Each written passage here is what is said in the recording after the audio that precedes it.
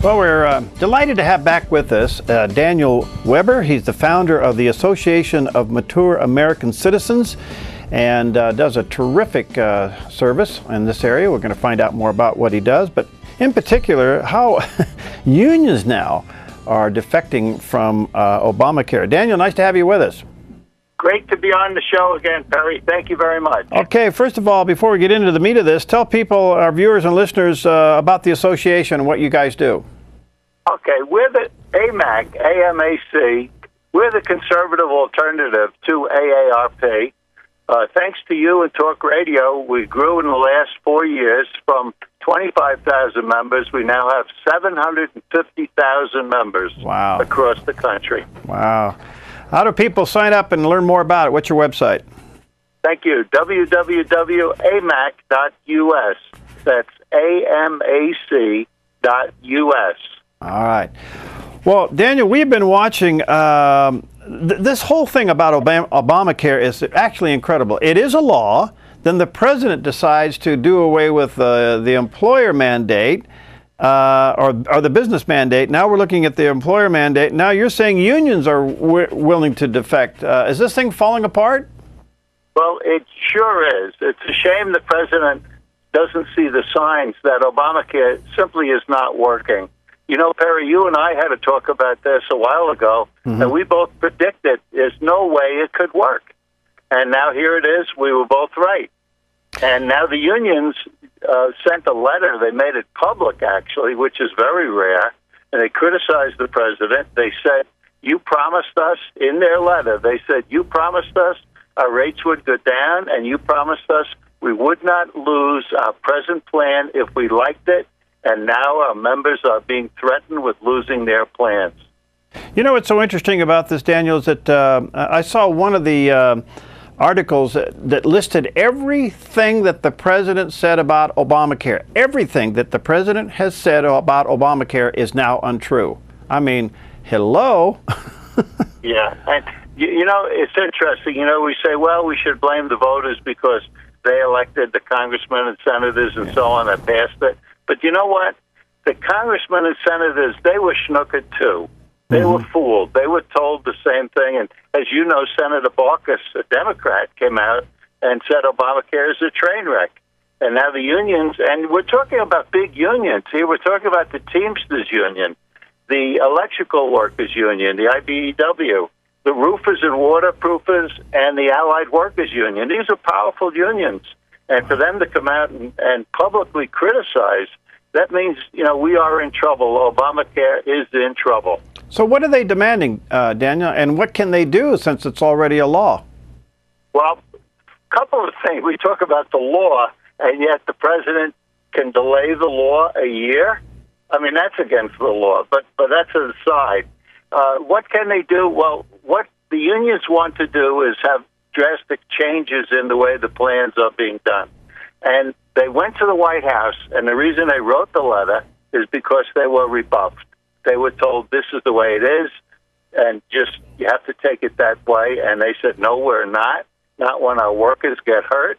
And they're saying, you better change it. So they wrote a letter to Reid and to Pelosi telling them, you better change it. And they actually brought up the fact that they had their workers out on the streets during the last election. And I'd say that's an implied threat.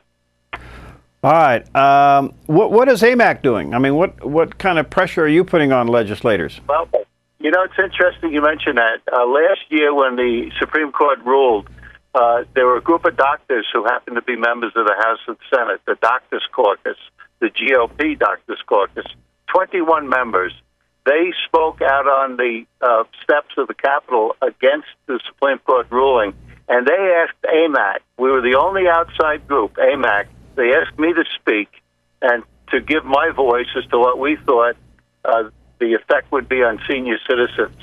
So we have support of at least 21 congressmen and senators who agree with us that the whole plan should be defunded. In other words, we don't have to actually change the law, do away with it, unless Congress and the Senate change in 2014. Then they could do away with the whole law. But in the meantime, the House can simply defund it. Well, Daniel, it appears to me that, I mean, yeah, we've had a lot of groups rise up against it. We've seen a lot of companies that have adjusted their workforce to get below the 50 mark to get ready for Obamacare. But the unions, I mean, that is a major blow. Can the bill hold out with the unions going against it?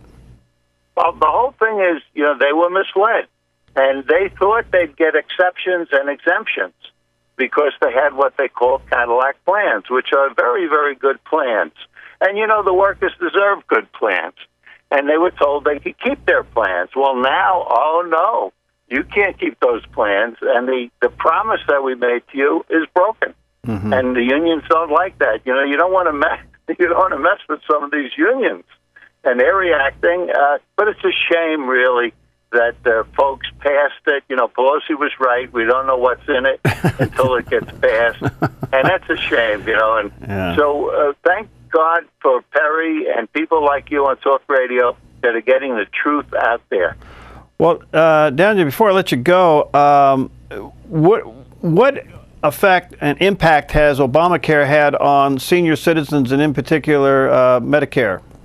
Okay, other than the soon to happen, they call them the death panels. They're really not death panels. They're going to have rationing. Mm. We've had limited reports of rationing already, mm-hmm. But the big effect is they're going to be defunding Medicare Advantage. 1 out of 4 Americans are on Medicare Advantage who are on Medicare, 11 million people. And they're going to have their funding taken away, so people who are getting free Medicare Advantage or low-cost Medicare Advantage, they're going to get huge increases. That's down the line. And we're talking about $2,000 and $3,000 a year per person. That's a lot of money. Wow, you bet it is. All right, so if the pressure now is on to defund it, let's just hypothetically say the House has the fortitude and the leadership to go ahead and defund Obamacare, it would go on to the Senate, to the President. What do you think will happen? Well, if the Senate passes it, the President will have to sign it.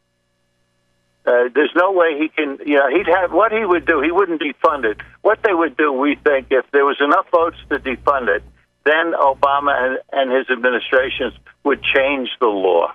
They'd adopt some of the parts that Congressman Ryan had suggested that they do.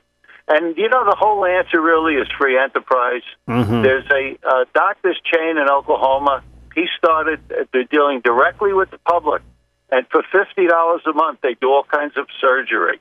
And he got 1,100 patients in the first 2 months.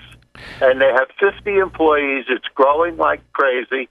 It's a lot cheaper than the present care system, and it's all free enterprise. That's going to be the answer to bringing down the cost. Well, that's wonderful. Well, Daniel, thank you for what you do. You guys are a hawk in so many areas for all of us. So I want to say thanks. And again, it's called Association of Mature American Citizens. You can go to amac.us and check out what they do, and you may want to join it. Every time I get my AARP material in the mail, Daniel, I just want you to know I tear it in half. Well, Perry, and thank throw you it away. very much, and God bless America. God bless you, my friend. Talk to you again soon. All right, we'll be right back.